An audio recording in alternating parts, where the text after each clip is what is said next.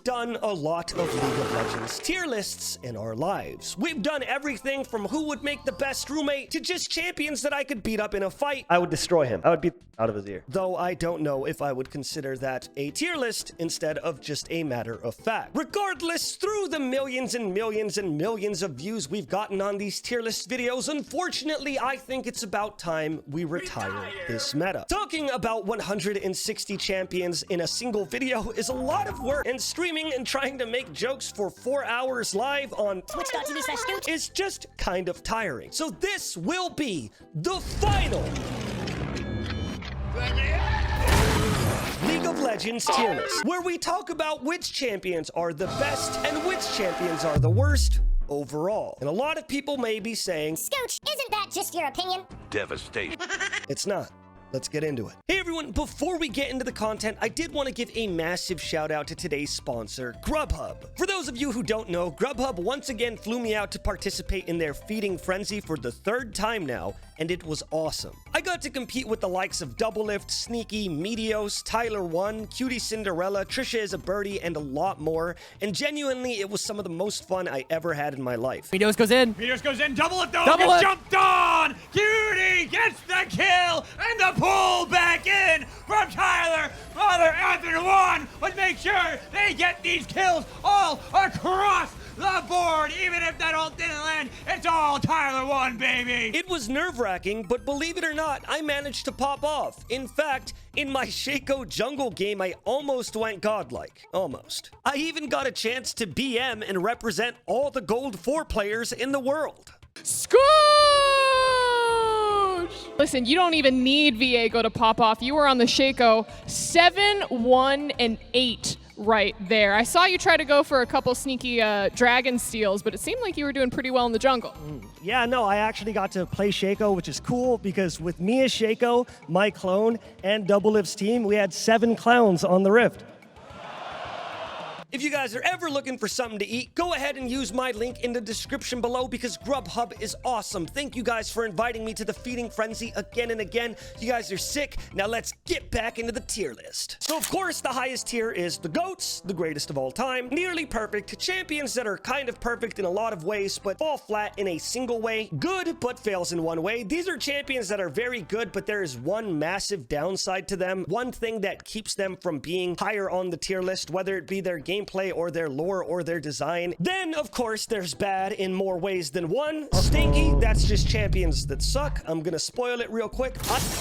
Scum. Censor that, whoever's editing. And then, of course, finally, there's the woats, the worst of all time. So let's get into it, baby! The thing about Aatrox is I would 100% put Aatrox in the GOAT tier. He really comes off as like this weird, bloodthirsty god of war. But the only reason that he doesn't get into the GOAT tier and unfortunately falls flat on his face into the nearly perfect tier is the fact that they removed his revive. Aatrox's whole thing was to have a revive, and them removing it because it was OP instead of finding other things to drag power from. It would be like removing Irelia's dash and making her awkwardly walk up to everyone in order to do damage. I don't like it. It's silly, and that's the only reason Aatrox doesn't fall under GOAT status. Ahri, I don't know. I would say that right now, Ahri is very close to being a GOAT as well. And the reason for it is because of her new rework that allows her to get like spirit essence. Unfortunately though, I do think that the way she fails the most is like there's nothing about that character that makes her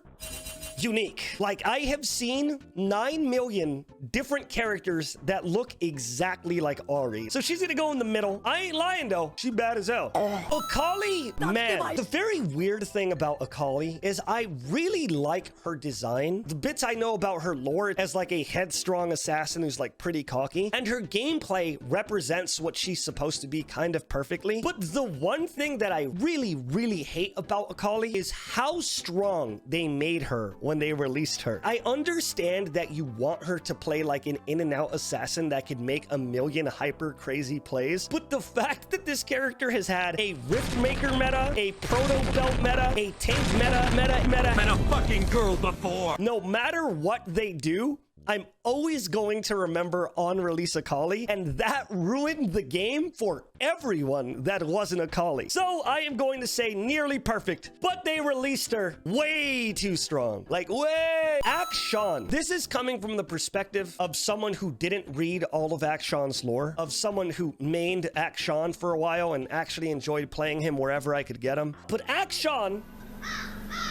is just kind of a piece of shit. I'm gonna be honest. I like the character. He's fun to play. But in reality, the revive passive feels so disjointed from like everything else in his kit. It's like everything about him comes off as pretty cool, but then when you add this like unnecessary like final revive passive to just give him power where it almost feels like it doesn't make sense, was just so awkward. I feel like Akshan unfortunately fits the bill of a champion that's strong for the sake of being strong. Let's just give him shit, because why not? And because of that, I think that Akshan is bad in more ways than one. Alistar, this can be a bit of bias. Alistar, I feel like, is one of the champions that encapsulates his idea so fucking well. It's so crazy that Alistar is just like this angry bull who goes in and you're probably gonna die from it. I've always loved the fact that he's this stupid, you can't milk those cow with the dumbass spell that he rings, and he will always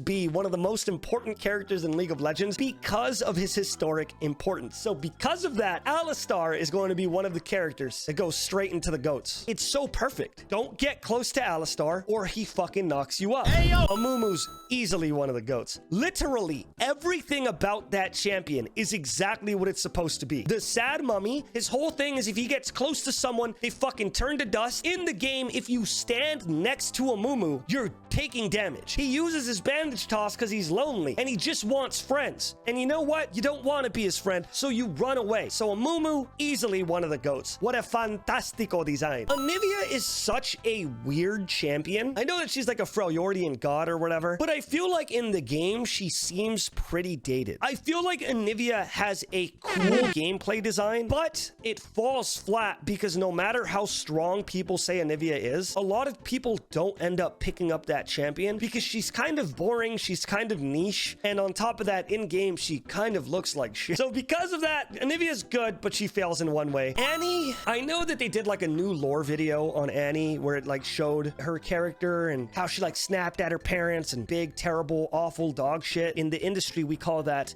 a fucking backpedal. All Annie was when she came out was the evil kid. She looks like absolute dog shit. They gave her a visual update, but they didn't give her more lines. Let's listen to it. Oh, this is gonna be loud. Let me turn it on. You want to play too?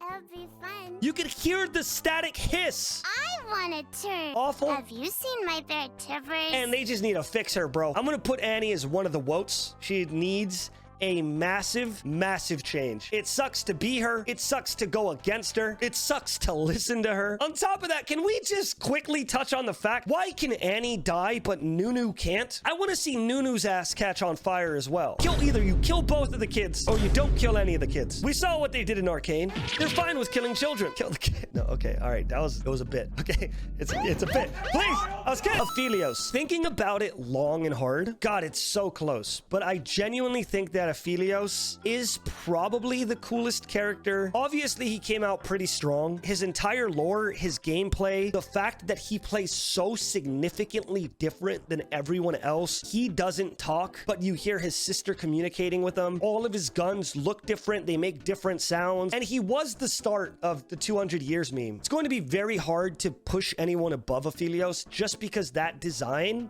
it's beautiful. Ashe, I know that Ashe has a lot of like importance in the lore itself. Isn't she like in the government? One of the things that gives me a lot of respect for Ashe is that she still plays like she used to, but she's been modernized enough to be good still. Like if you liked Ashe in season 1, you would still be able to play Ashe in season 12. She would definitely fall in nearly perfect. It's cool to see a character basically be the same, slightly reworked to be different. She's cool.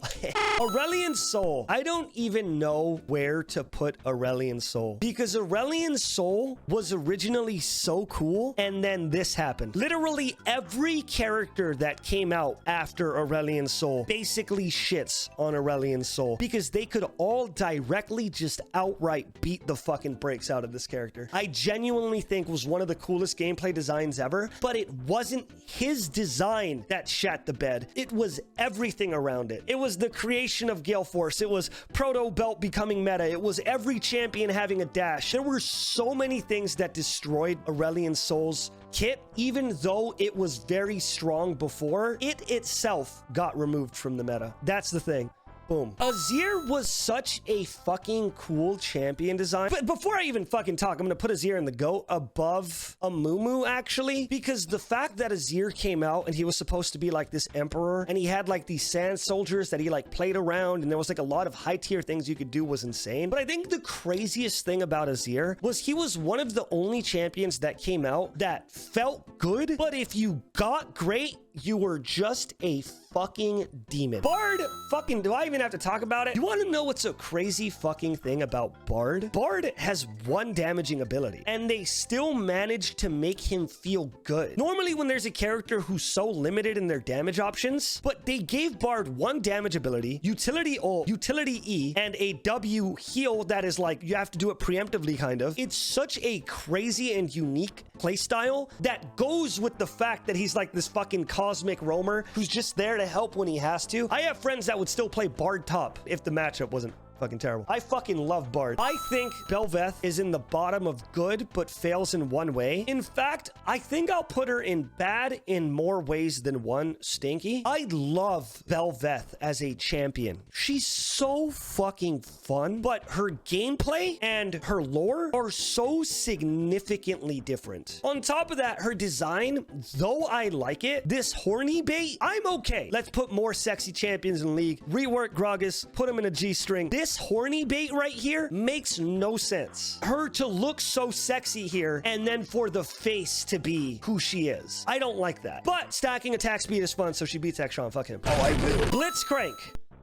Man, beautiful monster. I love Blitzcrank, but I think lore-wise, he is just a fucking bucket of metal. However, even though I want to put him in good but fails in one way, I need to put him in nearly perfect because Blitzcrank is the definition of hook champion. There is no champion that makes you shit your pants harder than Blitzcrank. Once I see a Blitzcrank, I feel my asshole go like this. And then by the end of the game, it's still like this. I can't play against more than one Blitzcrank a day or I'll blow out my ass.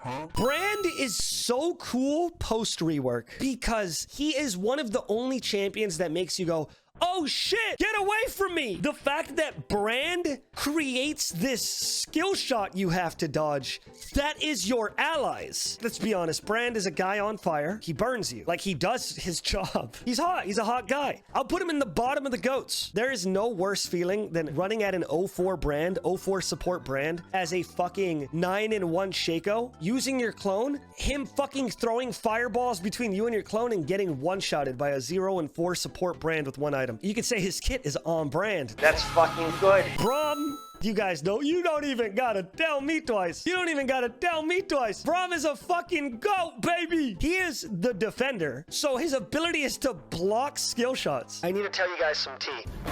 So I used to work for an esports organization, and I need to tell you the biggest I've ever seen of pro player tilt, because I used to work behind the scenes. I listened to like the comms. I filmed some of the meltdowns myself because I worked on some documentary stuff. There was a coach who told a jungler, yo, choose Gragas. and the enemy team had already first picked Braum or second picked Braum or some shit. So the jungler went, hey dude, I can't play Gragas because they have a fucking Braum and he's going to make me useless. And the coach said, I don't care what you think. Choose Gragas. It's perfect for our cult. and the jungler went, I really don't want to fucking play Gragas here. Coach is like, no, do it because I'm your fucking coach and you have to do what I say. So he locks in Gragas and they end up losing because he throws a Gragas ult and Braum blocks it. And then they just get this shit beat out of them. And I remember seeing the player be like, this is why we shouldn't fucking listen to you, you fucking dumbass. Fucking shit, we're gonna lose that. That's a direct fucking cap. So why the fuck would you make me choose that fucking character? And I saw this. I watched it happen. Braum gets a point over Brand. God, I don't know which one I want to put above. When you think about it all the way through, Brand synergizes with himself more than Braum does. And he also just looks cooler. So I'm gonna give it a Brand. Caitlyn is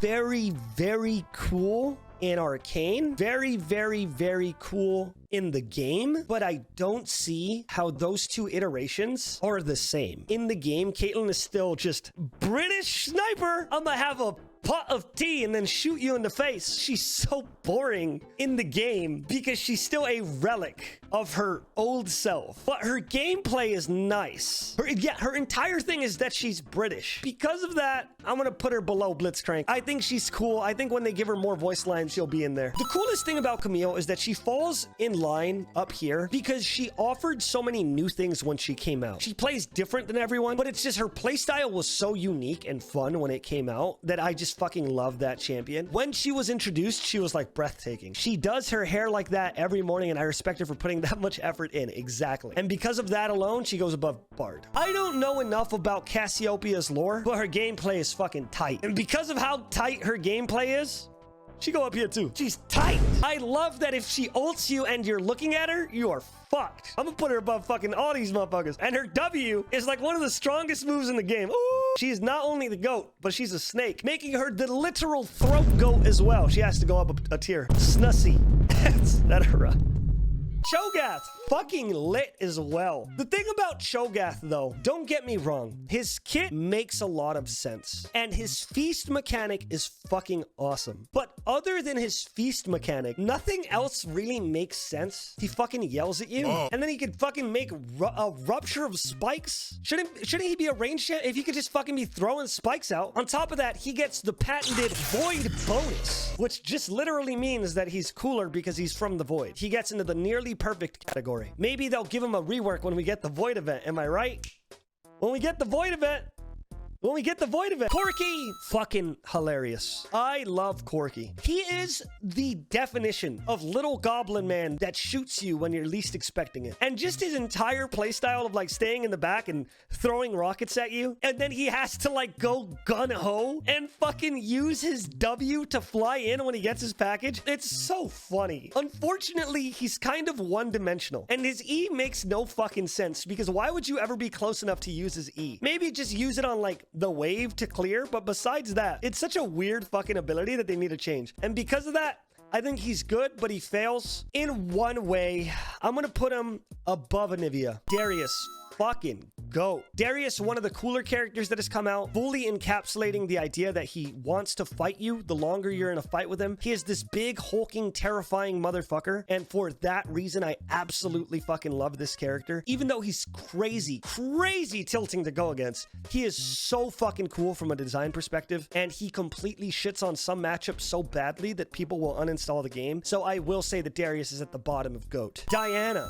is the first champion I ever mained and actually tried to play ranked on, and I got to Plat 2 on Jungle Diana before her rework. So when her E was her ult and her ult was her E, I just liked playing her in the jungle and I thought it was very fun. But how do I put this? She has been my main for fucking like years. Unfortunately, in game, she is just a massive piece of shit. There is little to no skill expression on that champion. She kind of feels like she's another Akshan now, where it's like there's too many things that just make her too good. And I don't like that. So Diana, she would go down here, but she is low-key a mommy and she's gay, so she gets the gay character bonus above Ari. We stand gay queens. Dr. Mundo. Mundo falls under the same category as Alistar, but unfortunately, one of the greatest things about Mundo, personally, I'm speaking from my own personal bias here, was his W being a toggle. But now his W is like this weird static discharge charge thing. I feel like they ruined his kit a little bit. But then they made it better by giving him the new passive that allows him to take one CC ability, and therefore they did kind of like balance it out, allowing Mundo to fully become goes where he pleases. But another massive thing about Mundo is his E now allows him to harass behind minions, which he wasn't able to do before because all he had was the cleaver. So his E did allow his playstyle to be a little bit deeper. Because he encapsulates goes where he pleases, I'm gonna put him above Amumu as well. Draven, I would say goes like above Cassio because there is something about Draven that makes him so Draven. It's like there's something so unique about the fact that Draven is always kind of taunting you. That what he does is he throws his axe, you see where it's gonna land, and he catches it. And then he gets a stack of adoration, and if he kills you, all of those catches give him money because he plays to the crowd. It's so fucking cool. And because of that, I think I'm gonna actually put Draven above Camille as well. Echo is so fucking unique as a character. Echo's comic book coming out was so fucking cool when he kept rewinding time to save his friend, but he could never get there. His moveset is fucking awesome. He feels great. Playing against Echo was so absolutely fucking miserable, but I will say that even though he was a thorn in everyone's side, he's too fucking cool. Like, look at his face, bro. He has white paint that looks like a fucking hourglass. Absolutely love that character. Holy shit. Elise. Elise is just a fucking spider, no? Like, her design is like, land your root, take their health. She's just a sexy spider. I don't think that she's a woke at all, but I do think she needs a lot of fucking work. Oops. She'll go below Akshan. Fix her ass, bro. She fucking stinks. Evelyn? Man, Evelyn is a fucking goat. I'm gonna put her above Cass. Let's admit, Evelyn's the baddest bitch in all of League of Legends. I know you die if you try to have sex with her. I'm in. I lived a very good life. I'm in. Secondly, it's so hard to balance a character that's permanently stealth, but they managed to balance her. And they even did this very, very cool thing where it's like, if she is gonna CC you, she has to put the W on you, and the second that it pops up, it tells you which direction she's in. So you could flash opposing. You could flash the other way. It's such a unique and interesting playstyle. So I'm gonna put her up there, but since she's so hot, we're gonna put her above Camille. But she can't go above Draven though, because if we have to choose one to have sex with, we're going Draven every time. Thank you. Ezreal. I think, and this is gonna piss a lot of people off, I think that Ezreal fucking sucks. Fucking sucks. He's so awful. He is just skill shot, skill shot, skill shot. Nothing interesting about that character. And his entire fucking thing is that he's the fucking kid from Uncharted. Is he's fucking Nathan Drake, except less sexy. I understand that he's very, very good. He will always be the go-to when other ADCs are weak. Ezreal will still be able to find his way in, but he's so boring. Everything from gameplay-wise to like lore-wise, he's such a boring little shitbag. I want to say Fiddlesticks gets #1 for now. He is so fucking cool. Fiddlesticks ties Udyr for the best rework of all time. That they were able to take the concept of him being like this fear monster. They were able to take that design concept and push it up to 11. Like, you hallucinate because he leaves these effigies everywhere, and the effigies also clear vision. So you're even more worried when you ward a bush because you see the effigy and you worry that it's him. He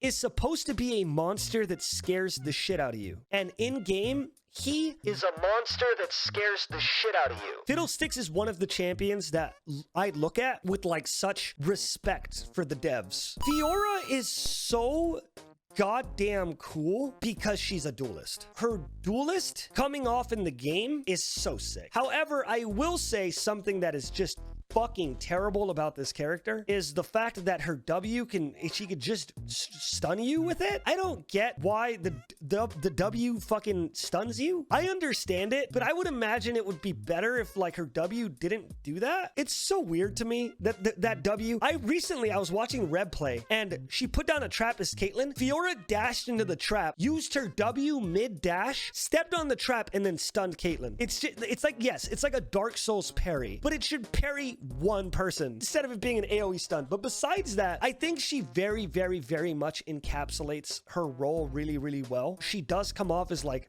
oh, she's French. It's like, I feel like that's all she is in game. I would say that she's nearly perfect. If they define her character a little bit more, I would say that she's very close to nearly perfect. She goes above Akali, but below Aatrox. Fizz! I fucking have no idea about anything with Fizz. What is he? He's just a fucking fish? All right, well, then they did that pretty well. I'm gonna put him at the bottom of nearly perfect. He's a funny fish. You gonna shame me for saying that funny fish is good? He is a playful trickster. That's his title. Galio. My God. Because Galio is a fucking goat. I will say that Galio goes right next to Braum, right below Braum. He is just like Braum, but his whole thing is that he comes when he's needed. So his ultimate is just fucking awesome. And like his whole, like, he tanks everything if he holds his W. On top of that, he fills the role of an anti-mage, which is just unique and exciting in nature. Galio can come crashing down next to me any day. Gangplank has to be, I don't know, man. I don't know. I don't think that Gangplank is better than Aphelios. I don't think that Gangplank is better than Azir either. But he definitely gets fourth. His lore, the way he acts, the way he talks, his gameplay is a lot deeper than people think it is. And I'm not just saying that because he's my fucking boogeyman. The fact that he has to think about where he places barrels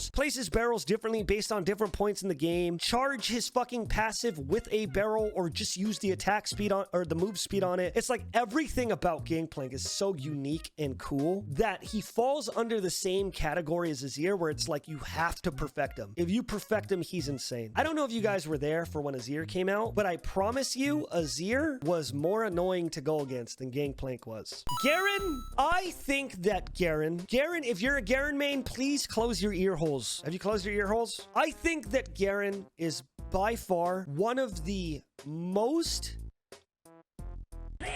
unbalanced, I guess, and unfortunate kits to go against. Unhealthy is the word. The word I was looking for was unhealthy. Even right now, I cannot think of a champion that is less healthy than Garen. His playstyle is he gets to you, he kills you. He gets to you, he kills you. He gets to you, he doesn't kill you, he backs up, he gets to you, he kills you. He gets to you. The thing is, that's what he was supposed to be. There has been the joke of Bush Garen. Careful with Bush Garen ever since his release in like fucking season 1. In all actuality, even though he's supposed to fit that task, in game, he is just so awful to go against. He does have counterplay. It's called banning him. That's true. Anyway, so I say he fails in one way. Gnar, I think he's a GOAT because he is just exactly what they wanted him to be. A little fucking goofball until he isn't. His playstyle is so hard, but it's so unique. Managing getting angry, the transformation, passive, teleporting at the right time. When he's big, he has 4 abilities. When he's normal, he has 2. And you have to worry about Gnar getting mad because his ability to fight when he's mad is just fucking through the roof. I think that Gnar is one of the GOATs. He's one of the coolest designs ever. Gragas, I'm gonna just fucking say it. Gragas fucking sucks. He's strong, but he fucking sucks. He's such a stinky champion. His playstyle is fun, but it's like he feels like shit. Like his W is kind of like whatever. He throws a barrel at you for his Q, and then for his ultimate, he throws a barrel that explodes. Wow. Did you guys know that Gragas's barrels used to do max damage instantly and travel like twice as fast? Old Gragas, when he was a mid laner, he would Q you and you physically could not dodge it. And I bring that up because there's always people who are like, Season 3, best season. yeah, dude, there's nothing I want more than AP Gragas mid fucking throwing a barrel at me at the speed of fucking Usain Bolt and then blowing it up for 900 damage. Gragas, he goes bad, stinky. He's a stinky champion. He was stinky on release. He's stinky now. He was a meta jungler for far too long and his gameplay is so boring. Graves? Now, Graves is such a massive piece of shit. One of the most fun and refined champions of all to play. Like, he actually has full combos, and there's like a lot of things that you have to do in order to learn that character. Originally, I would say that I would put Graves in nearly perfect because he does have some problems, and his problems lie in the fact that he's too strong. When he's in the meta, he's just insanely powerful. The grit passive is just insane. There's no reason for him to be able to stack armor infinitely if he plays it right, etc., etc. But as you guys remember, Graves is now canonically gay. So we gotta give Graves the gay man bonus. I'm gonna put him right below Draven. This is the tier list to end all tier list. It sure is iconic. His lines in his Sentinel skin are the funniest things I've ever fucking heard. I'm so handsome and stunning, but in a down-to-earth, accessible way. He has a funny one when he uses smoke screen. It'll make me cough. Just they made him so fucking dumb. Blinded by the light. Explode, you idiot. Idiot? Yeah, even more points. You know what? Fuck him. He gets the bonus inclusion double bonus. No, I'm just kidding. He only gets one bonus for gay, but he gets another bonus for sentinel skin. Gwen, the reason why Gwen is so like whatever, one, she spawned out of nowhere. Two, I don't like the whole concept of her being like a fucking immune whenever she wants to be, but her playstyle is unique. On top of that, she is an AP bruiser, which is awesome. And she does offer a answer to a lot of tanks, being the tank burster herself. So I will put her in the goats, but I don't put her above any of the goats. I put her at the bottom of the goats. Her whole thing is to be like this bubbly, like, oh, why are you smiling? I can knit you a sweater. And then she's just like, hoo-hoo, snip, snip. You know what I mean? Like, that's her whole fucking thing. Hecarim, The giant horse fits the bill of what he's supposed to be, that I do want to put him as one of the goats, because he is like this fast, comes at you, fights, bruising person who heals more the more people he's fighting, so he wants to be in the middle of the team fight to hit more people with his Q. He's just like such a fantastic design because he fits the idea. On top of that, his ultimate, how it scares you, he's a ghost horse. I think Hecarim's design, though a little bit dated and can feel bad, I think it's very, very cool. Heimerdinger, bro, I would say that Heimerdinger goes right above Gangplank. He's so funny. Have you heard his voice lines? It was smaller in the diagram. His playstyle is so significantly unique. He plays as like this weird, like set up turrets and push in slowly. He is the head of the raise your dongers meme. He's cute as hell to look at. He could head spin. You know how cool that is? I was a breakdancer for 6 years. Do you know how hard it is to head spin? It's painful. Alawi. Bye, snoo snoo. Yeah. Here's the thing about Alawi, and I would have to go look, so let's go fucking take a gander, okay? I would say that Alawi, if we go by release date, right? We're gonna go through everyone here real quick, just as fast as we can. Tristana, Soraka, Sivir, Misfortune, Sona, Lux, LeBlanc. I'm doing this because I'm checking something. Alawi. Alawi was the first champion that wasn't a kid, a yordle, or sexy. Like, she is attractive, right? But she is the first champion that was not conventionally attractive. Obviously, like, there's a lot more now. Everyone else, like, even Orianna fucking has curves. The reason why she ain't attractive, what the fuck? I'm sorry that you like weak women, but I'm a Chad, and sometimes I want to be carried during sex. So grow up. On top of that, her gameplay was very, very, very unique. Unfortunately, none of that fucking matters because she fails so hard from a gameplay perspective that it's almost sad to see that character. Irelia, this is going to be a problem. Irelia is just so fucking cool. The fact that she dances and controls blades with her blade dance, that her entire kit is about resets and like getting the right timing for everything that you're trying to pull off. But again, that has nothing to do with if a character's design is good or bad. Absolutely love that character. Like, her movement sounds fucking awesome. Her passive needing to stack her Qs on the minion wave to get the bonus damage. Her ultimate marking people, like, she's so sick, man. You guys remember when old Irelia would just stun? If the second you had more health than her, she would stun you. And it was a big ass stun too. It's so funny though. Yeah, that used to be her old, I think it was her W. So she would come in, she'd start beating your ass, and the second she took more damage than you did, she'd stun you. And it was a big fucking stun. Ivern, won't. Not even gonna talk about it. Next up, Janna. I'm just kidding. All right, we'll talk about Ivern because I know Nikki's here and I gotta do it out of respect for Nikki boy. Ivern's a little bit of a piece of shit. Because I hate how he looks. When you see a champion like Gwen, you think, wow, Gwen feels like a Disney champion. But when you see a champion like Ivern, he isn't a Disney champion. He comes off as a 40-year-old man who likes Disney. Aren't I so quirky? Whoa, timber. It's like he's trying to sound like a Disney character, but instead he just watched Frozen 800 times. Hello, fellow kids, and that is why I fucking despise him. Can we just look at this real quick, man? This has to be the scariest thing ever released in all of League of Legends history. This has to be the scariest thing they ever released. Oh, look, they're sleeping. But someone's gonna kill them. Uh-oh, this guy's gonna kill the wolves. No, wait, but he's tied up. What's going on here? Oz! What is that? That is the scariest thing. He fucking winks at him. He winks at him, right? The worst part about him is that he is a fucking friend of the forest. In no way, shape, or form did it say that Ivern would not murder people. So him winking right here is with the impression like, hey, just so you know, I'm about to wring the life out of your neck and break every bone in your body. You don't do that, Ivern, you fucking freak. But his gameplay is interesting. I hate how he looks. I hate how he acts. I hate how he talks. But he goes right up here above these two because his gameplay is so smart. How you have to play him. That's what's so magnifique about him. You know what I mean? But still, he sucks. Janna. I am going to flat out just shit on her. I'm not even going to spend that much time on Janna. Literally no characteristics. She even makes a joke about being a sex hotline worker. There's nothing wrong with that, but you're a wind god? Can you not just like help the crops out and get paid for that? Regardless, I fucking despise Janna. 1, in the game, there's nothing that reflects anything about her. 2, in the game, her moves, okay, she's a wind god. Shield.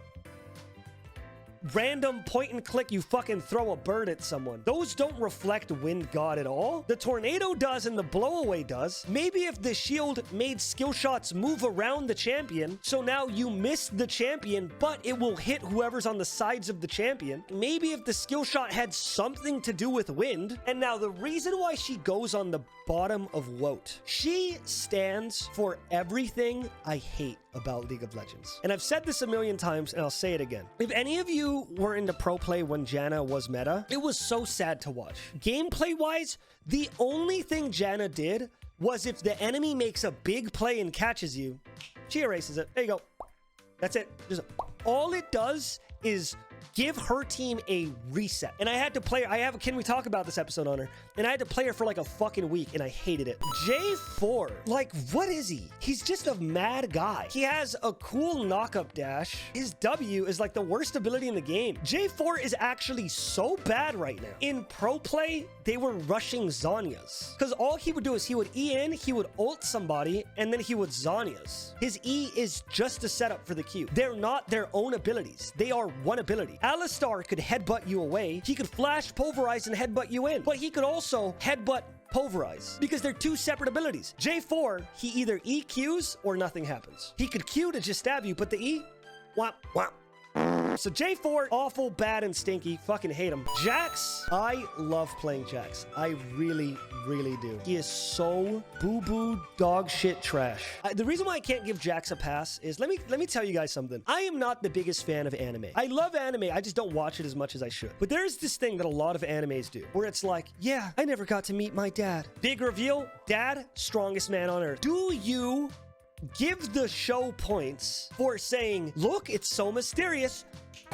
You don't get points for setting up a mysterious story. Nobody gives a shit when Naruto goes, my dad, I never met him. 4th Hokage, you get the points at the 4th Hokage. But until you get to the 4th Hokage thing, no, you don't get points for saying, whoa, mystery, whoa. I cannot give points to the fucking Jax mystery until they reveal like, oh, Jax is Wukong's dad. Until they do something with him, his lore is fucking dog shit. He's just mysterious. And then in game, he's just a stat check. Honestly speaking, he's fucking stinky. Jace, the man of tomorrow. I want to give Jace points for teaching everyone in the world that there is actually sex on Runeterra. He was the only transformation champion that wasn't an entire transformation. He didn't turn into a jaguar. He didn't turn into a spider. It's just his hammer being futuristic was able to transform. Arcane did get to buff him, so that's the only reason he gets to nearly perfect. But if it wasn't for Arcane, he would not have enough points to make it into nearly perfect. He literally scrapes by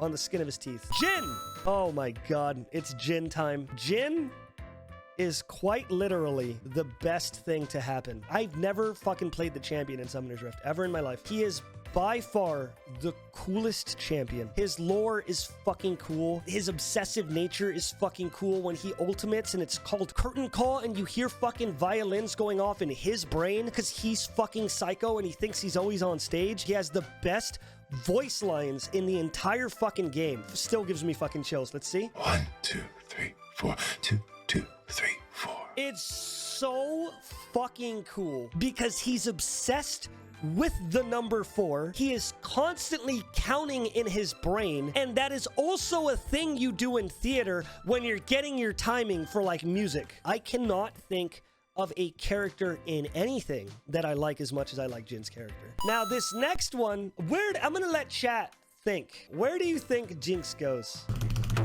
Woat, nearly perfect, or bottom of goats? I genuinely think that Jinx is probably at the top of good but fails in one way. 100% before Arcane was just Harley Quinn. There was nothing that separated her from just being another quirky, I want the city to burn girl. The good news about Jinx and why she's at the top of this list and so close to this list is because number 1, Arcane has made this narrative that Jinx is like just fucked up. And that's the whole thing, is like her brain fucked up because of this super crazy tragic event. However, the reason why she doesn't go into nearly perfect, there's not a lot of things in Jinx's kit that plays into her so well. Okay, she has 3 guns. 2 of them are a toggle. I guess she carries multiple guns. She has the flame chompers. That's not enough of a kit definer. A lot of champions have traps. And then she has an ultimate rocket. Her passive is the thing. Her passive and the Q toggle are the things that make her cool in game. And they are very character defining in a sense that her passive will make or break the game. Kaiser, man, I think that Kaiser is by far one of the coolest ideas. Fantastic idea. The execution, she was too strong. That she was an evolving ADC based on what you built, so you had to build specific things in order to level up certain ways. Very, very annoying to go against. But the whole fell into the void, came back, her suit evolves, all of that stuff pushes her into one of the goats. Now let's move into fucking Callista. I would say is very, very cool in game. Unfortunately, falls into like this weird place where she cannot be good. Because if she's good, she's too fucking good. She is just fucking unbalanceable. Because once she's strong, she's 100% pick ban and pro play. Because that is a character who, when you're good enough, you will 100% always be able to take over the game. But the whole Oath Sworn thing, her ultimate, like pulling someone in and then throwing someone, her passive, the combat stance, all of that stuff makes her probably the most unique ADC besides Aphelios. So I would put Callista, I'd put her above Kaiser as well. Karma just suffers from just being such a boring champion. I do like her Evolve ultimate, which is basically the same thing as Heimerdinger's. I feel like gameplay-wise, she's so boring that not a lot of people like to play her. Lore-wise, I haven't heard a lot about her either, so I'm gonna just put her at the bottom of bad. I'm gonna put her above Gragas and Elise, actually. Karthus, fucking awesome. The thing I do like about Karthus is his fucking passive. But the thing about Karthus is that his passive is like the only thing that makes him like the fucking death embrace or whatever the fuck. His ultimate is just unbalanceable. You would have to nerf it into the ground, but Karthus, 90% of his power budget is in the ultimate. So it's like if you nerf it into the ground, he becomes useless, and the rest of his abilities have nothing to do with it. He's good, but he fails almost in more ways than one. So I'm gonna just put him at the bottom of good but fails. Kassadin, what a motherfuck, but he's so cool. I hate him, but he is a goat. Is an anti-mage, has to build mana items so that he could stack his R and then one-shot people. He could choose one person to W for the burst. His E needs spells to happen around him. He's so fucking cool. And I would say that he goes above Kaiser. They're related. But unlike Karthus, I think that his power budget isn't just in his ultimate. Sure, it's like 50 or 60. The other 40% is pretty good. Your Q against mages is very good. Your E to clear waves is very good, or just like as a slow. Your W deals a decent amount of fucking damage. His power budget isn't completely constricted like Karthus's is. Katarina. Everyone fucking hates Katarina, but I think she's so sick. I don't know where I'd put her. I would definitely put her above these two, because like a lot of people are like, oh, she's broken, she can just go everywhere. What's crazy about Katarina is she is an easy to kill assassin that needs to stand still for her ultimate. To play her well and land a good ultimate, you have to be pretty fucking good at the game. She's so good design-wise because she's so hard to perform on. The reset is what's insane. Kayle is such a unique and awesome fucking play style, but I do not think that it is awesome. Is that when she scales, she unfortunately scales far too hard in a sense that they made her only have to scale. It feels, no, you know what, bias. I'm gonna put her up here. So what are you gonna do, shoot me? Feels like she just needs to hit 16. And once she does that, it's a wrap. You're good. You're good. Another thing that makes Kayle better than Kassadin, so I'm gonna actually put her above Kassadin, is the way she changes to level 16 is different than Kassadin's. Kassadin gets more damage and more CD on his ult. Kayle gets everything. My boy Kayn. We're gonna put Kayn above Irelia in GOAT. Above Heimerdinger. God. Above Azir too. I'm gonna put him as 4th. I'm gonna just do straight up Kayn. So I'm gonna grab Blue Kayn and Rost as well.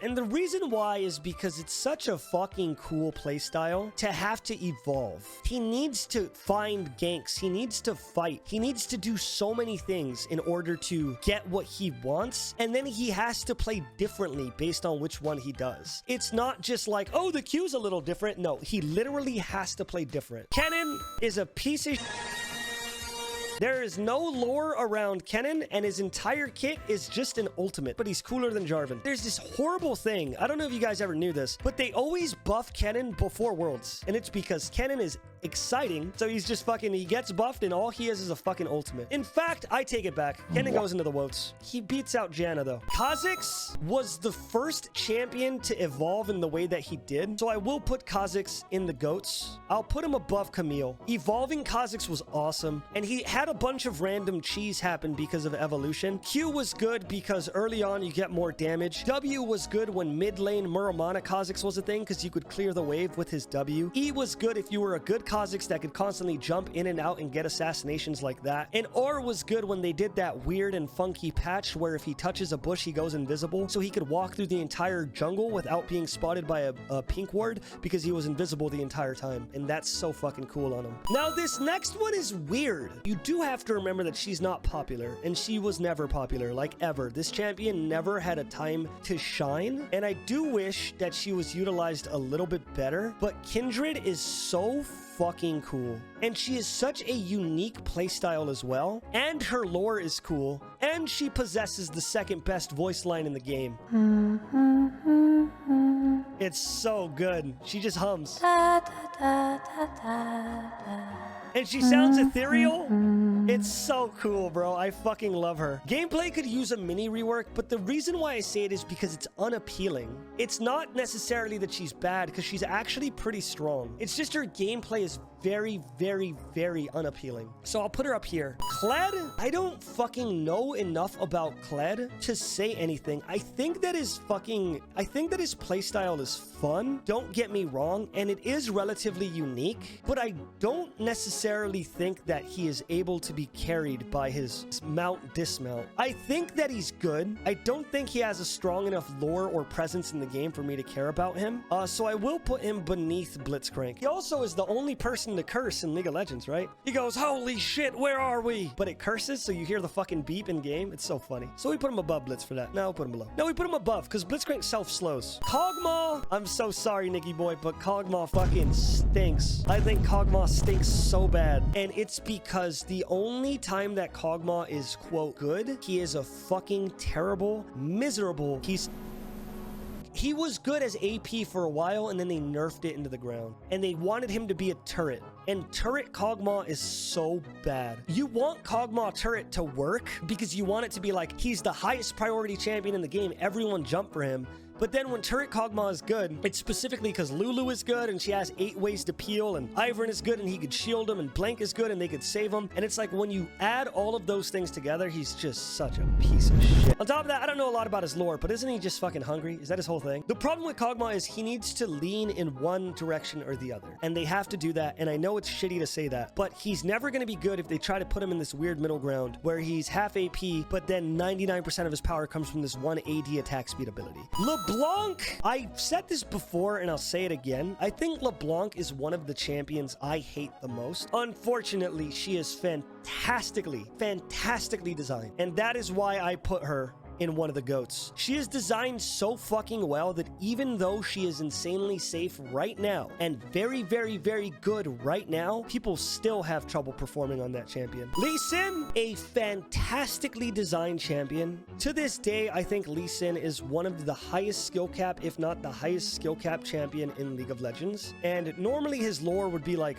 whatever, but he's Udyr's boyfriend now. So he gets the gay boy bonus next to Graves. The crazy thing about Lee Sin, though, is that his entire playstyle revolves around movement, and that's what's so genius about him. His ultimate moves you somewhere, his Q moves him towards you, his W moves him towards an ally, and his E keeps you from moving. And you have to do it so well in order to make that character succeed. Leona, fucking awesome. She's a GOAT. I'm gonna put her above Alistar because she's the sun god. Lilia. Now, as much as I want to say that Lilia is a GOAT, and normally I would put Lilia like right here, but the reason why I gotta knock her down 2 pegs is because I hung out with my friend Amber, who's Scottish. Amber felt the need to tell me this. She said, By the way, you know Lilia, right? She has a very shit Scottish accent. It doesn't sound good at all. and because of that, I gotta knock her down a peg. They got a fake Scottish person to do that. Lissandra was cool when she came out. She's like the Ice Tomb, Dommy Mommy fighting for Freljord type beat, and her playstyle does 100% mimic what she's supposed to be, aka a stay in your spot, hopefully you die by the time you're not stunned. Unfortunately though, her playstyle is fucking miserable. And to give you guys an example of how miserable it was, a actual LCS mid laner lost lane to Pokimane because she was Lissandra. And this was also Aftershock Lissandra. And this was after Poki stopped playing League a lot. So because of that, Lissandra is just fucking ridiculous. That's no flame to Pokimane. It's just an actual, just so you guys know, like League mid laners, like pros, have to play the game like 16 hours a day. It's their job to be the best. And for a streamer to do it, ridiculous. Lucian. I don't even have to fucking drag this out. I'm gonna put Lucian above all the ADCs so far, below Callista. He's a GOAT. Lucian really made you feel like you were in the Matrix. He really did. Dash, auto, reset, dash, auto, reset, dash, auto, reset, dash. It made you feel like you were the guy going pew, pew, pew, pew, pew, pew, pew, pew. And fucking tastic. Obviously they nerfed him and they made him not a laner and they made him all these things, but he was very, very, very cool and different when he came out, even though he is technically 3 skill shots and a dash like Ezreal. There's a different way to do it though. He has a plus, he has to point at something and wait a second, and he has an ult that he has to aim while he moves. You see? Lulu. Yuck. I hate Lulu, but she's better than all of these guys. I hate Lulu because all she is in the lore is haha, that tasted purple. And then in the game, she's a big piece of shit.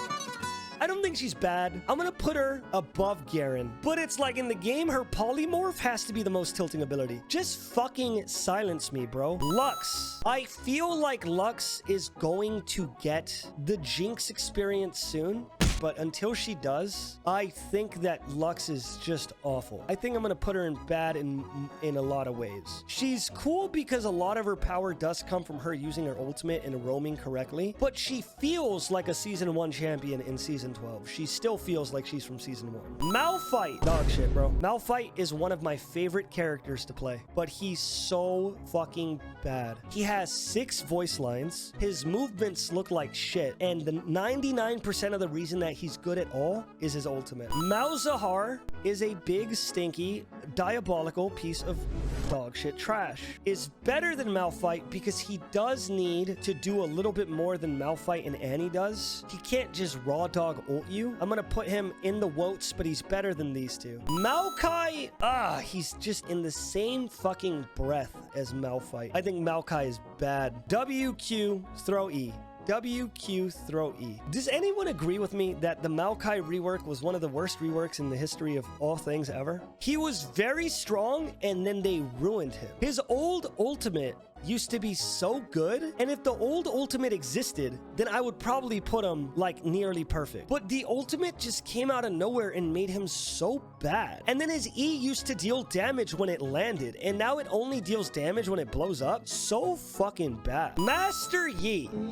Master Yi is one of my most played champions. And thematically, it makes sense for him to be doing the shit that he does with the Alpha Strike. But I'm sorry, bro. His lore fucking sucks. And playing against a fed Yi fucking sucks. I fucking hate Master Yi. Even though he's my favorite champion, he's so bad for the game. But still, in the game, it's like, it's just, he feels good and disjointed at the same time. His R is a buff. His E is a buff. His W is a heal that you only use as an auto attack reset. And then he has his Q. Half of his moves are fucking awful. And everyone here has done it. Everyone's gone against it. It's fucking awful. And being it is also fucking awful. You guys think that getting killed by a fully built Master Yi is terrible? Imagine being that fully built Master Yi. How much you have to think about going in. People don't give a fuck if they lose the team fight. You will get triple ulted as Master Yi just so that you die. And then your team would win the fight. Misfortune falls flat right on her fucking face. Misfortune is the Lux of ADCs. She's good in the game, but it's like in the game, she doesn't say much. Her strut is kind of weird. Her make it rain scales off of fucking AP, and her playstyle is always the same thing. Find an ult. All she is in the game, yeah, exactly. She is just massive bahonka bonga bong. Longa longa no no lo gong. And an ultimate. That's all she is. She's way too simple. Mordekaiser, fucking lit. I don't even think I gotta go into it. Mordekaiser's just fucking awesome. Mordekaiser's ultimate is one of the coolest things I've ever seen in my life. Have you guys ever seen when Mordekaiser ults you and then you scroll your camera off the map? It's so sick. His kit design is very, very good. I think his passive 3-hit fucking percentage damage thing is insane. He's a big hulking buff menace that plays rock music. Morgana, if you wonder why I'm putting Morgana up here, then watch Can We Talk About This Morgana. Her kit synergizes with itself the most out of anything I've ever seen. Her Q gives you enough time to land the ult, which lets you put the W under them, and the W goes on longer if it's under them, and if you're trying to get in position in order to use the ult, you could spell shield yourself. It's genuinely so fucking awesome what they did with that character. She gets so much respect from me because her kit was made so long ago, and it's still one of the best kits in the game. Nami, Let him fist hit that. cool. She's a cool champion. I'll put her next to Blitzcrank because Nami is the other person who like strikes fear into my heart. Whereas I know if I get CC'd by one thing and she's able to put the bubble on top of it, it's gonna be fucking miserable. Her in-game lines are very cool. Her lore, she's trying to do like something to save her people or some shit. And she has that magical staff. She's very cool. She's very high skill. She is the quote e-girl champion. But if someone can play Nami well, it doesn't fucking matter what elo you're in. They're gonna fucking shit on you. Nasus. You're gonna have to bear with me here because it's gonna sound like I'm just being biased. Nasus is the original scaling champion. Yes, this is the patented Scooch vote. Everyone else, Kaiser, Kha'Zix, all of those motherfuckers, they're all trying to fall in line with Nasus because Nasus is the original. Don't let them farm. Nasus was before Veigar. Nasus is like batch 1. Nasus is the stacking champion. He is the monster. He is the inventor of stacking. I love stacking. And because stacking is such a unique and fun concept, and because Nasus popularized that, he's gonna have to go up about 15 steps, and we're gonna have to put him right above Jim. I know that some of you are like, Oh, don't put him above Jin. What are you doing? but then when you really, really think about it, the original voice actor died, so we have to put him above Jim in memoriam. All right, Nasus wins. All right, but I won't put him above these guys. I will put him above Lee Sin, though. I'll put him below Lee. Nautilus, he's a little bit of a boring snorefest. The thing about Nautilus is that he is just all right.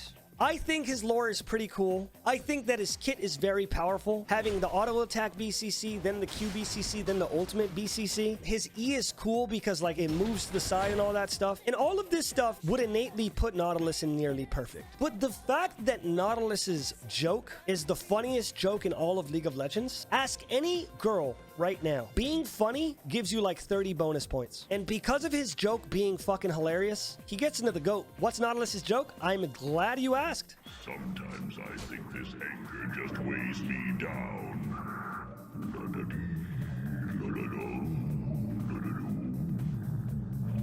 Which means that canonically, Nautilus weighs nothing.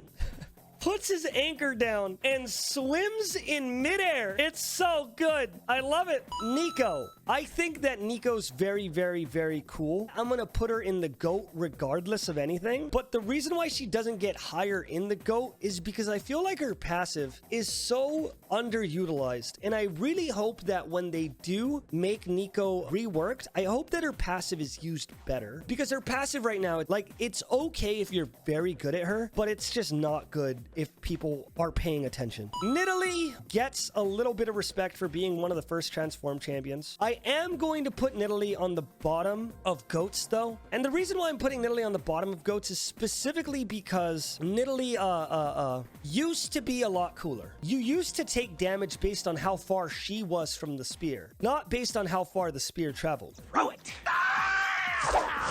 So good Nidalees would throw the spear and then they would jump the other way. Even though that was spaghetti code, I do think that that was one of the cooler mini techniques that you had to learn. Neela, you guys saw the fucking video. I think that they honestly should remove all of Neela's passives and make her a mid laner. All right, I'm going to actually do bad in more ways than one because I think she's still very cool. It's just the whole passive thing that makes everyone hate her. Nocturne.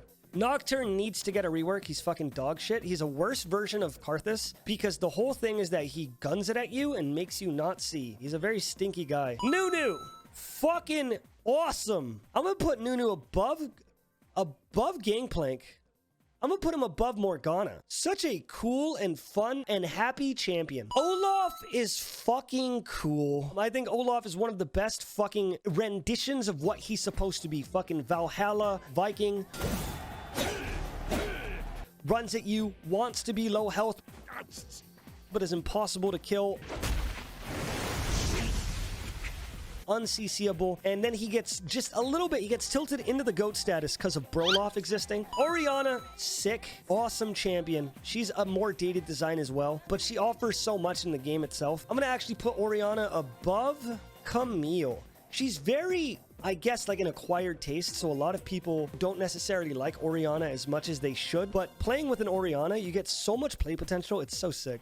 Ornn, fucking cool. I'm gonna put Ornn right above Morgana because I feel like I could say the same thing about Ornn that I said about Morgana. His entire kit synergizes with itself so well that it's just beautiful, the things that you could pull off with it. On top of that, he do low-key be chill like that. Fine, we go. Pantheon, failure.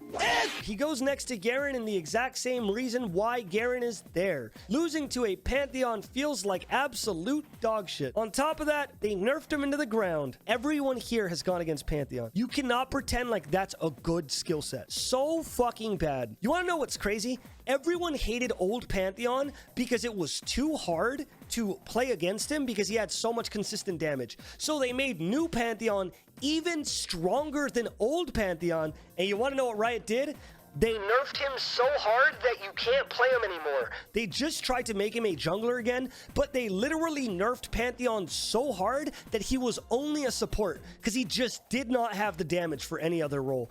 Why did they do that? Because you cannot make that playstyle good. It's too strong. That's why you haven't heard of Pantheon recently. I'm gonna be honest, he just looks like one of the fucking guys that fucking Kratos would hang out with before he died. He literally just looks like one of Kratos' drinking buddies. Limnian wine. Poppy, fucking cool. I think that Poppy is more unique than most of these champions. Not more unique than Echo and above. But I think that the reason why Poppy's a GOAT is because you do have to play around the walls. Your W creates a entire new problem to solve, and her ultimate is fucking hilarious. I'm gonna move Orianna down because I don't think Orianna's cooler than Poppy. Pyke, goated, 100% goated. I'm gonna put Pyke above Morgana. And it's because he has such a unique playstyle. He was the first AD-ADC, right? So they did all of these things to try to keep him as an AD-ADC. You can't build tank on him. Tank stats work, but health creates only more AD or something. You can like dash prowlers and do really big plays with it. His reset mechanic is fucking awesome. His hook is sick because you could combo it. And also he's just fucking awesome to look at. Kiana, man. Oh, I fucking hate her, but her playstyle is so fucking different that I'm probably gonna put her right below Irelia. Using the environment, having the W the right things, finding out when to use this or that. Oh, she's so fucking good. Unfortunately, though, the reason why she falls flat and the reason why I would put her right here instead of right here is because how she needs to play is like, you need to be able to one-shot people. If you can't one-shot people, that champion is dog shit. As we saw with the durability patch and all the Kiana mains getting pissed off because they can no longer one-shot people. However, she was the first Latina baddie in all of League of Legends, so I can't knock her down a peg. I'm sorry, guys. It's science, guys. I got a call from the higher-ups. We can't knock her down, guys. I'm sorry. Quinn, dog shit, awful. I would put Quinn underneath fucking Annie. I have never once cared about fucking Valor. Valor was kind of cool when her ultimate was to just be Valor. Like, she only exists as a way to fuck other top laners up. That's it. Rakan, don't even gotta fucking tell me twice. Right below Morgana, fucking awesome support. His ultimate is very, very cool. His playstyle is very unique. Having to run in and like taunt people is actually so sick. He's cute as hell. I'm gonna cosplay him. And since I'm gonna cosplay him, let's scoot him above Morgana. Rammus, I love him. I love him. I do. I really, really love him. He's dog shit. He's so bad. I feel so bad to say that. His lore stinks. His gameplay stinks. I think that when they do end up reworking Rammus, they need to make him bigger. They need to make him feel like a tank fucking armor god. Rexai. I feel like Rexai is a lot of poorly executed mechanics. She ends up being strong, but I feel like she is the worst transformation champion because technically it's not a transformation, right? She goes underground, but her original ultimate used to be that she could dig from anywhere in the map to a different tunnel that she left on the map, which made sense because thematically she used to dig. That's her whole thing, is digging, but they changed it to like this new execute ult, which is better for her overall, but thematically it makes no sense for her to go, ah. So I'm gonna put her in good but fails in one way. Rel! Oh, Rel, you get your ass back in the lab. Rel's kit is so fucking bad. On top of that, I will never forget this because it made me audibly cringe. The posters across Noxus warned of a dangerous criminal, armed with a massive blunted spear and born atop a magical fiend whose mere existence poses a threat to the safety and security of an entire nation. Even some within the steeled ranks of the Trifarian Legion have begun to worry that they'll be sent after her to their most certain deaths. What kind of monster could be behind such heinous and unchecked destruction? The simple answer: a 16-year-old girl. It is the most cringe fucking thing I have ever read in my fucking life. And because of that line alone, we're gonna have to put her as the WOT. Renata Glask. Whew. I wish that Renata Glask was played more, but she's definitely top 10. I think that Renata Glask is probably the coolest design I've seen in a very long time. Unfortunately, she doesn't get the love in game that I thought she was going to, but she's so fucking cool. Renekton is one of the GOATs because he's fucking hypermobile, and the way that you play him is significantly different than a lot of top laners. On top of that, he's Nasus' brother, so I'm just gonna put him next to Nasus so they could all hang out and check that out. Azir's right there too. It's the Shuriman boys just fucking hanging out and being boys.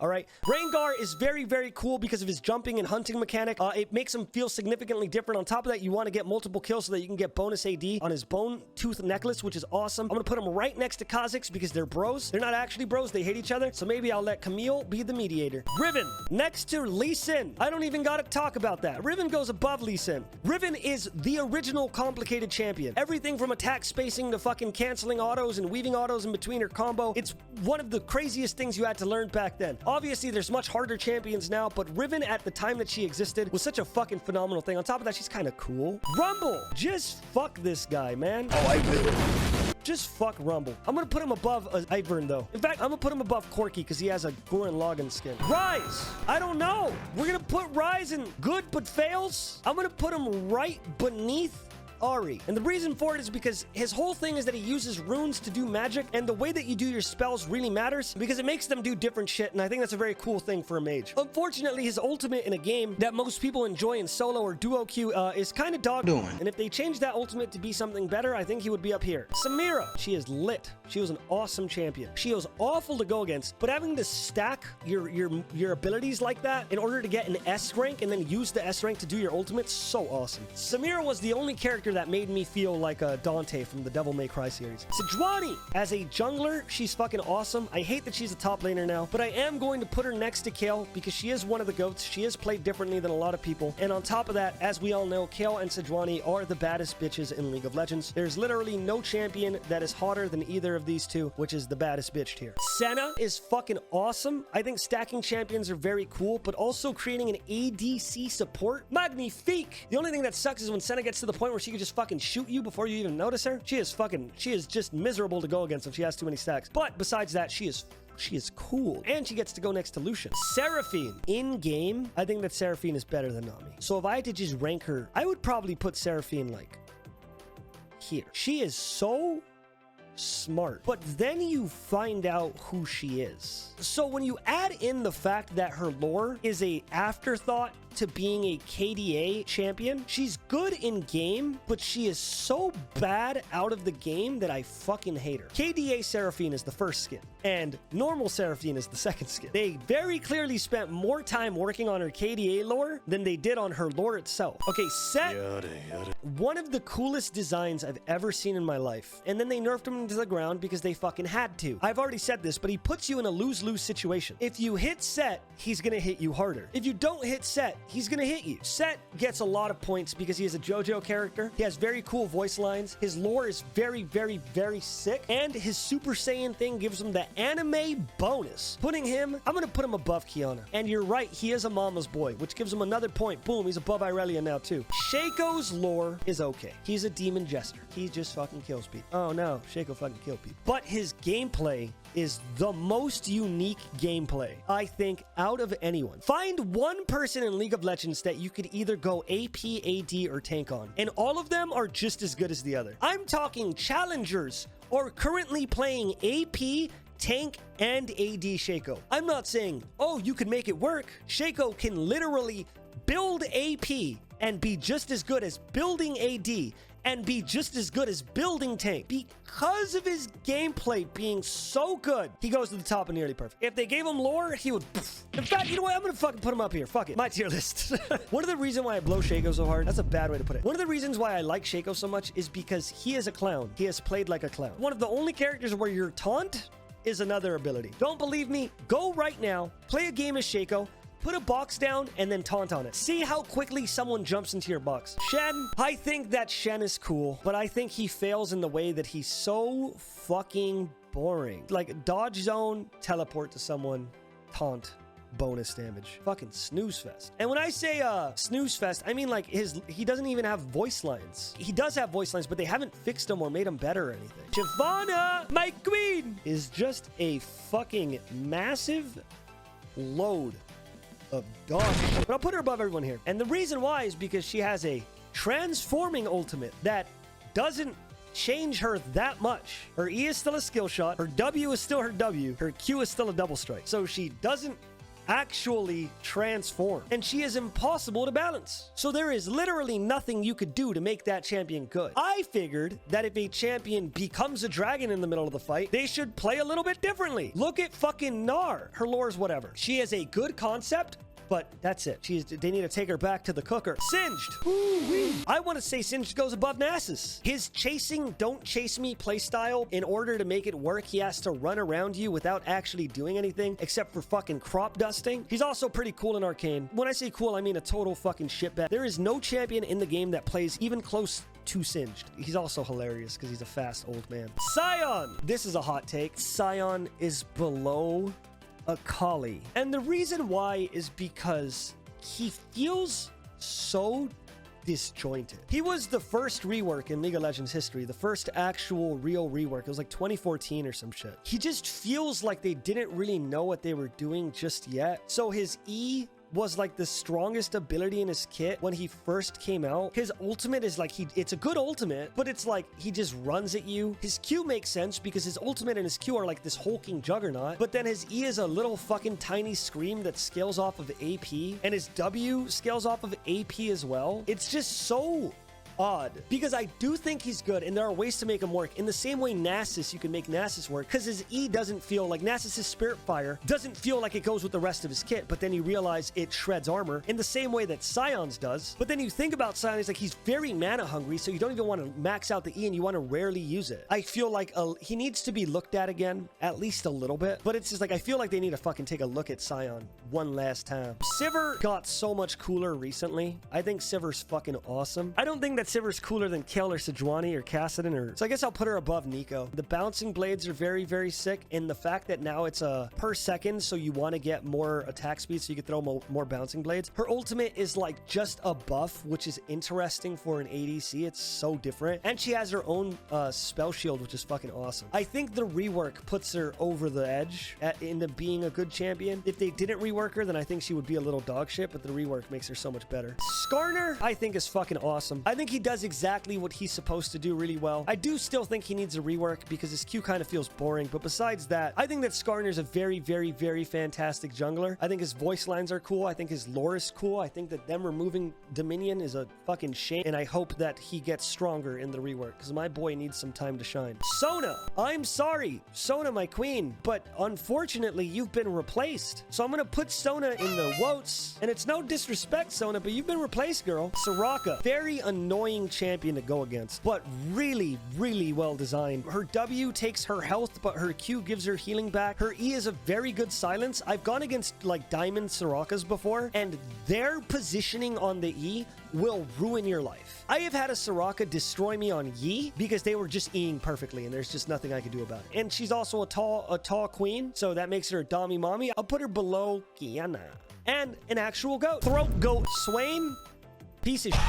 I fucking hate going against Swain, but beautiful kit. All of it synergizes with itself. I really think Swain's kit is fucking awesome. Hate him, but everything from like his lore is really cool. His ability to turn into the ult and become like this strong hulking fucking monster. The birds following him around the map, so you see the birds land wherever he's nearby. And the demon arm, I'll actually put him above Pyke, actually. Sylas, I don't know what to say about Sylas because he's exactly what he should be, and his lore is awesome. So I think that's a good spot for him, above Mordekaiser. The thing is, I want to put Sylas above so many champions because of the ultimate, and that's what makes him so good. It's insane the amount of things he can do, and because of that, I will put him higher. I'll put him below Ornn and Swain. He's such a cool and unique champion design because of the stealing ultimate ability. Syndra.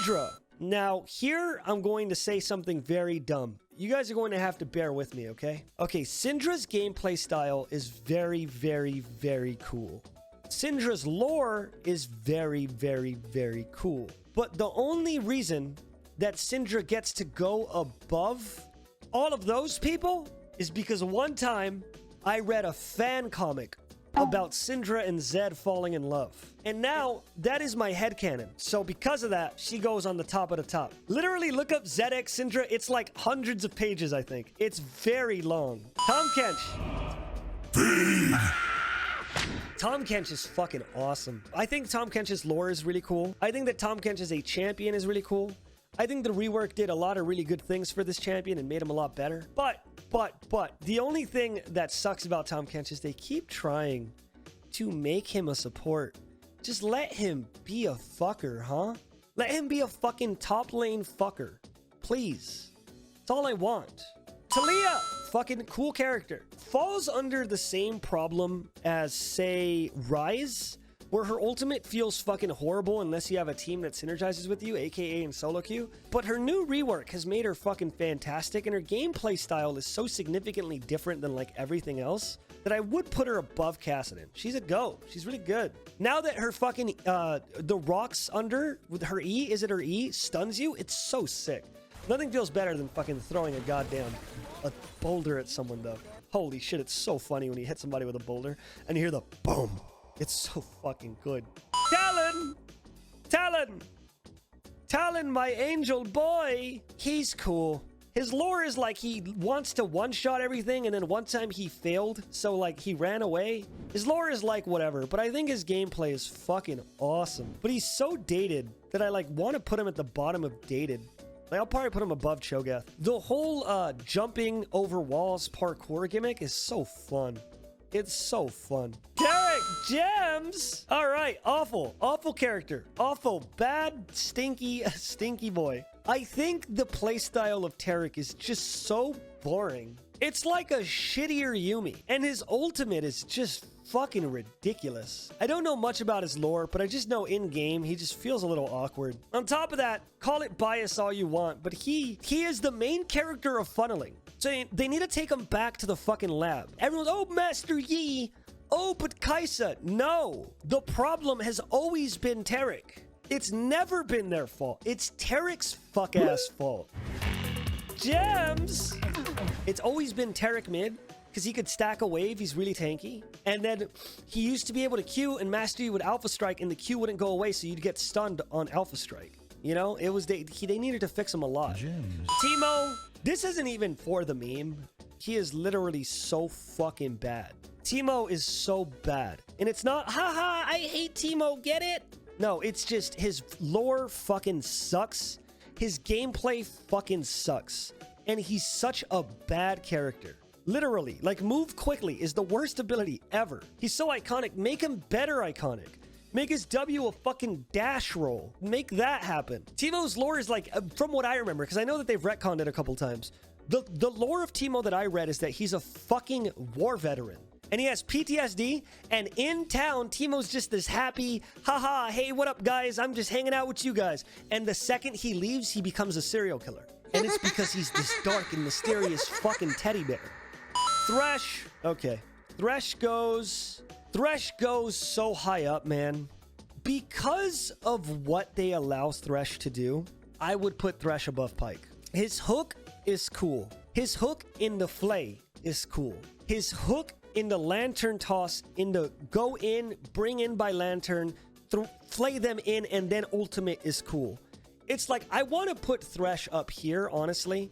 Even though I love Renata, I want to put Thresh up here because he is the Lee Sin of supports. He's so unique in his design that I feel like no matter what happens, Thresh will always have a bit of like power because he has so much potential. Like, it's so crazy. I love Thresh. And then he also has his own cutscenes or like cinematics. We've seen human Thresh, sexy as hell. That's a bonus point. Thresh had the potential to hit like a truck. Yeah, he did with the fucking stacking passive.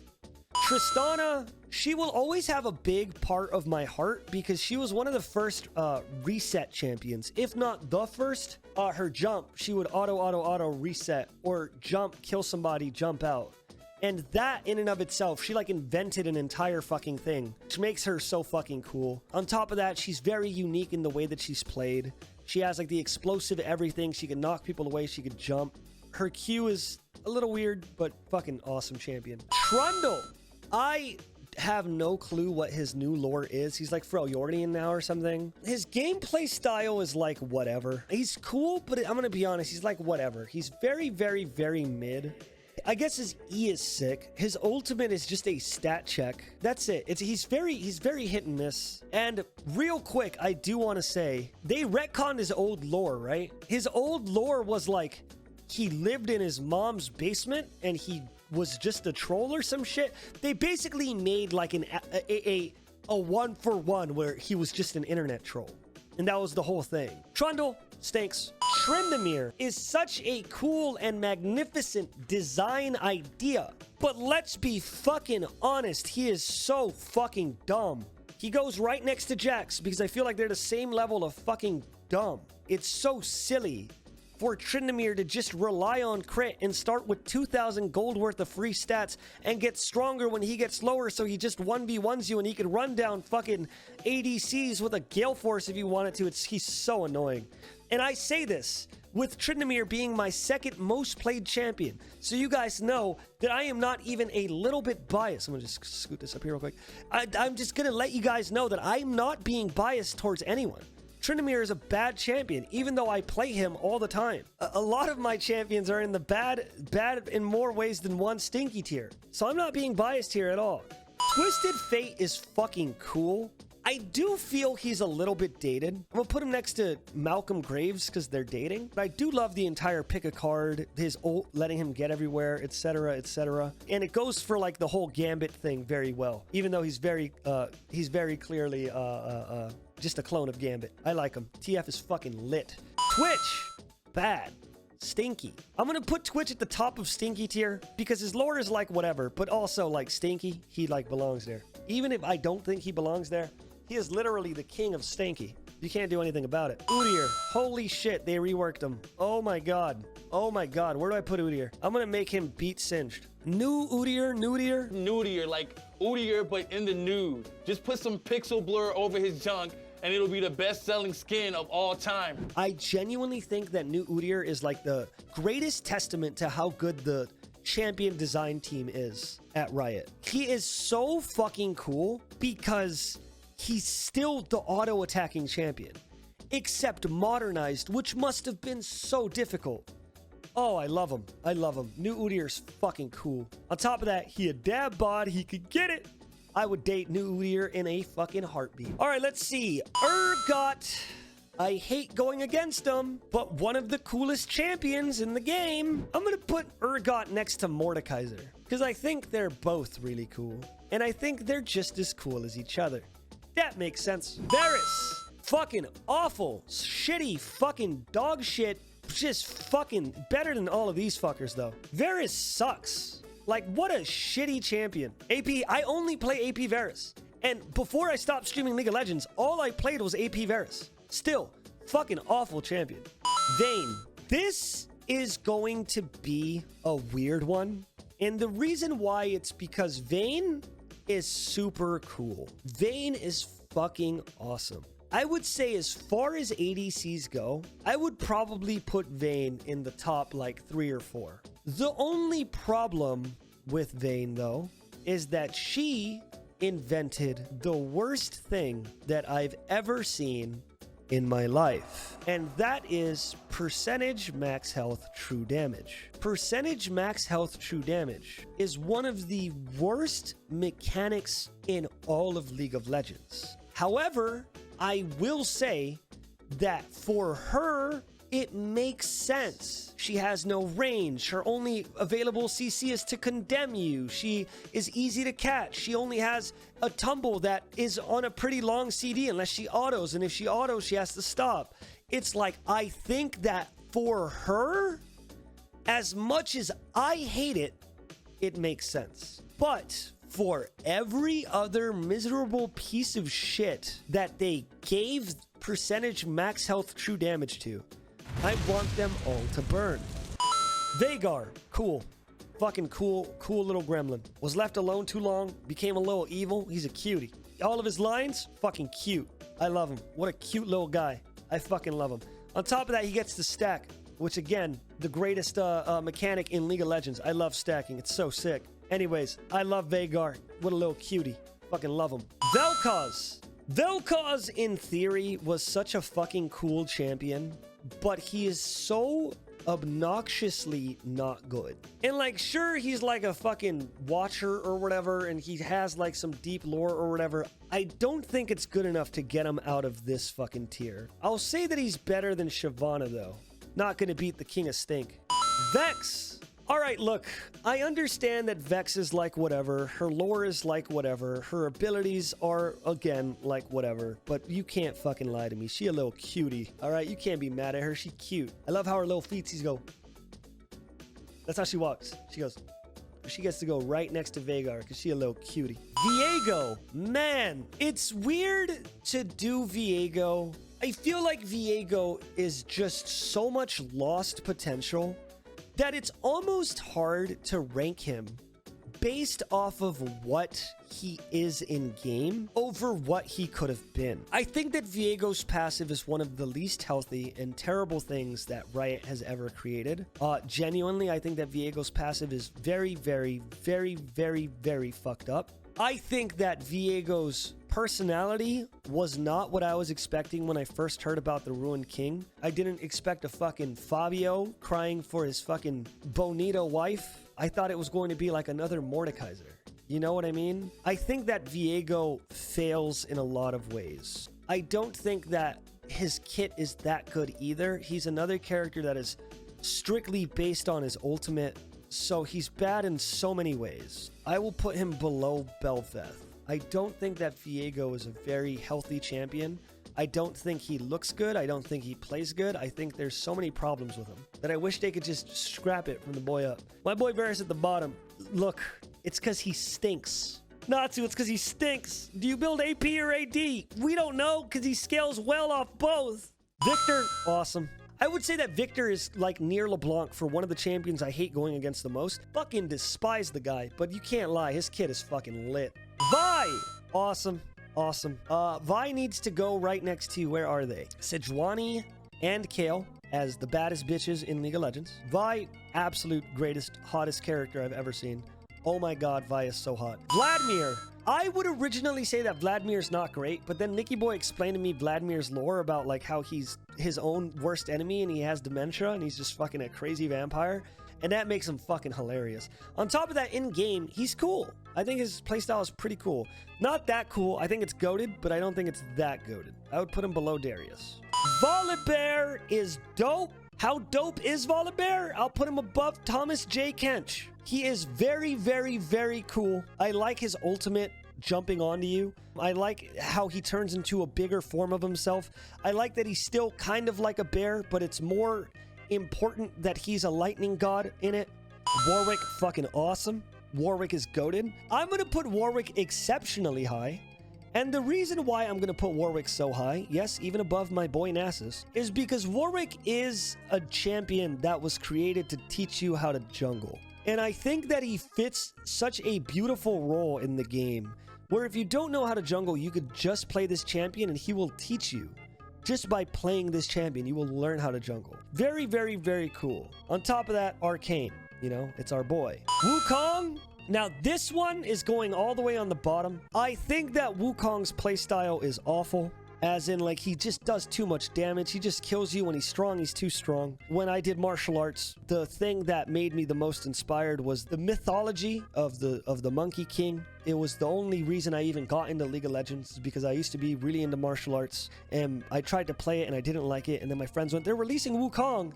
And I went, okay, fine. And then I got into it and I played Wukong until I was like level 25. And he's toxic. He's a fucking miserably strong champion. But at the end of the day, he's still the Monkey King, and therefore he gets at the bottom of GOAT. Zaya ain't even gonna fuck around, bro. She goes right next to Rakan. I don't even gotta explain why, bada bing. Zaya's playstyle is cool. The whole feather thing, you gotta move around it. She has a get out of jail free card, but it's not that crazy, making her very, very interesting to play. Retracting her wings is make or break. She's super duper great. Top of that, when you merge all of that with the Rakan passive and them two being an item, it's just so much better. I love it. She's really cool. Xerath. I think they need his E to be as big as his W, because right now he's dog shit. His lore is kind of cool. Crazy god that didn't ascend or whatever. It's just the problem with Xerath is that he's an artillery mage that has no consistent way to disengage. So later on in the game, he becomes effectively useless if you get fed.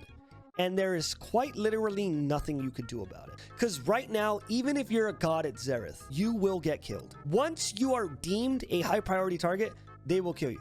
The slow, you think the slow matters? Udyr, Lee Sin, Riven, Thresh, Renata, I guess Renata, Singed, Syndra, Warwick, Nasus. You think the slow is gonna stop any of these motherfuckers? Oh, they're slowed. They're a little slowed. Oh no. Xin Zhao, boring as fuck lore-wise. And gameplay-wise, super fucking boring. Didn't he fuck up defending Jarvan's dad, so Jarvan's dad died? And now Jarvan's crazy? The only time I liked Xin Zhao was when I was able to build AP Xin Zhao, then they removed it. So fuck Xin Zhao. Yasuo and Yone. Man, let's be honest. Yasuo and Yone are so fucking cool design-wise. They are annoying as fuck to go against, but design-wise, fucking amazing. On top of that, don't forget that when Yasuo came out, it was a different, like, it was a much different game. Nothing was even close to Yasuo. When Yasuo came out and he was at his strongest, people didn't play him for weeks because everyone thought he was dog shit. And then pros started figuring it out.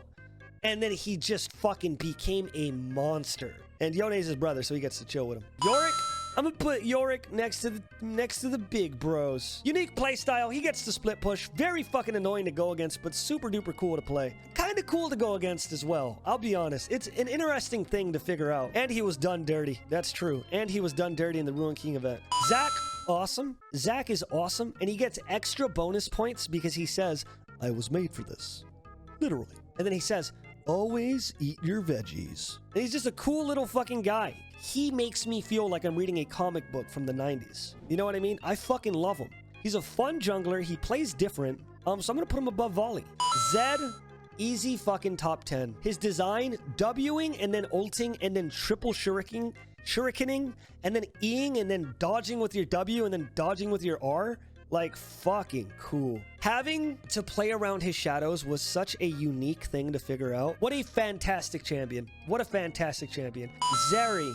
Now, I'm going to piss off a few Zeri mains, and I apologize for it. Zeri's lore is kind of dog shit. She kind of felt like they came up with Neon, and then he went, "Hey, you guys want a league champion too?" And so they strong-armed Zeri in. She's not that important in the lore. And the reason why I'm going to put her down here in bad in more ways than one isn't necessarily because her kit is bad. It is because she is impossible. And I quite literally mean this. Impossible to balance. Like, it's so sad seeing Riot struggle because they released this piece of shit champion. Zeri was released 12.2. She was changed in 12.3. She was changed in 12.4. She was changed in 12.5. She was changed in 12.7. She was changed in 12.10. She was changed in 12.11. She was changed again in 12.11 hotfix. She was changed in 12.12. She was changed in 12.14. They physically cannot balance this champion. And because of that, I think I gotta drop her even lower. I think I gotta drop her just super low. So I'm gonna put her in the woats. Okay, Ziggs. Ziggs is just a little fucker. I'm gonna put him in nearly perfect. I don't think he's one of the goats because he's very simplistic in his playstyle. His satchel sure is cool, but besides that, it's like whatever. So I'll put him above Ashe because the satchel is a little bit more unique than what she does. Besides that, he just fucking throws bombs. He's like whatever. Zilean. Okay, first off, I don't know enough about Zilean's lore, but what I will say, Zilean is the hardest champion I've ever played in my life, by far. He is by far the hardest champion I've ever played in my life. Like, it's not even close. Zilean is like, you can always play Zilean perfectly, but you never will. Ever. Because playing Zilean correctly, you literally have to be looking at everyone all the time, while also not getting one-shotted yourself and using your ultimate on who needs it most.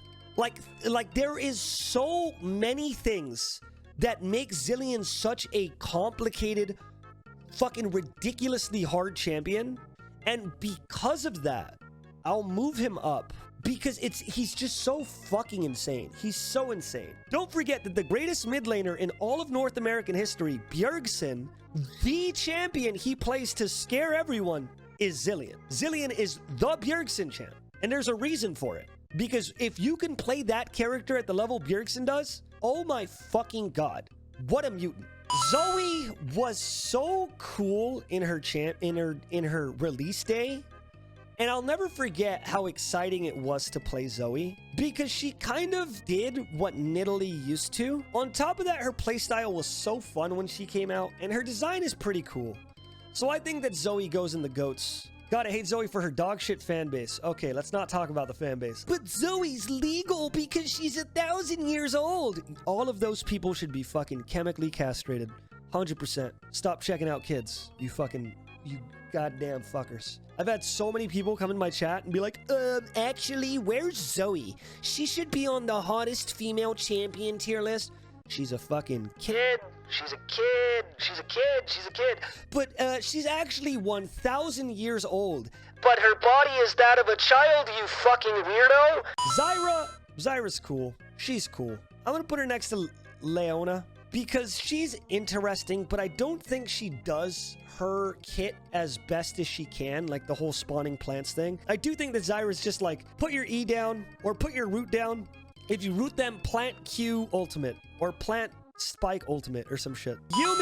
Yumi is just the woat. She is just the WOT. In fact, I will add a row below, and it will be the WOT. And then I'm going to add a row above. It will be the GOAT.